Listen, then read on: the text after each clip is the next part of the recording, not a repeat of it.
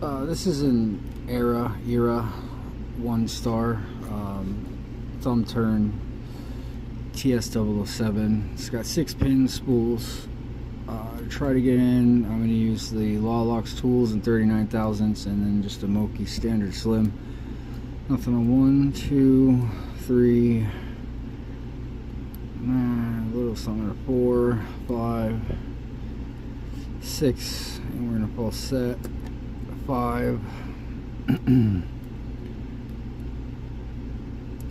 3, 2's like a 0 lift, 1 is real high so it dropped,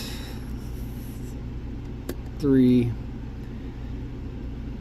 and 5, so then I just dropped, and then 3 opens it up. So that is the Era 1